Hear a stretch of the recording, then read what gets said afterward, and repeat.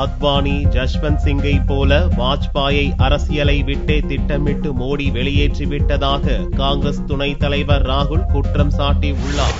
லோக்சபா தேர்தல் பிரச்சாரம் உச்சத்தை தொட்டுள்ள நிலையில் பாரதிய ஜனதா பிரதமர் வேட்பாளர் நரேந்திர மோடியின் மீதான தாக்குதலை காங்கிரஸ் தலைவர்கள் தீவிரப்படுத்தியுள்ளனர். காங்கிரஸ் துணைத் தலைவர் ராகுல் சமீப நாட்களாக நரேந்திர மோடியை கடுமையாக விமர்சித்து பிரச்சாரம் செய்து வருகிறார். ராஜஸ்தான் மாநிலம் கரப்லியில் நடந்த தேர்தல் பிரச்சார கூட்டத்தில் பேசிய ராகுல், பாகிஸ்தானில் இருந்து குஜராத்துக்கு குடிபெயர்ந்து அங்கிருந்த தரிசு நிலங்களை தங்களின் உழைப்பின் மூலம் விளைநிலங்களாக மாற்றிய சீக்கியர்களை குஜராத்தில் சந்தித்ததாகவும், தற்போது அவர்களை வெளியாட்கள் என்று கூறி வெளியேறும்படி குஜராத் அரசு உத்தரவிட்டுள்ளதாக அவர்கள் தெரிவித்ததாகவும் கூறினார். பாரதிய ஜனதாவின் வளர்ச்சிக்கு கடுமையாக உழைத்தவர்களையும் தற்போது மோடி வெளியேற்றி வருவதாகவும் ராகுல் குற்றம் சாட்டினார். அத்வானி, ஜஸ்வந்த் சிங்கை போலவே வாஜ்பாயையும் திட்டமிட்டே மோடி வெளியேற்றி இருக்கலாம் என்றும், இல்லாவிட்டால் இன்னமும் அவர் பொது வாழ்க்கையில் நீடித்திருப்பார் என்றும் ராகுல் கூறினார். நாட்டின் ஒட்டுமொத்த சாவியை பெறுவதற்காக மோடி விரும்புவதாகவும், ஆனால் குஜராத்தில் இப்படி நம்பி சாவியை மக்கள் கொடுத்ததன் மூலம் அம்மாநிலத்தை தொழிலதிபர் அதானி வாங்கிவிட்டதாகவும் கூறினார்.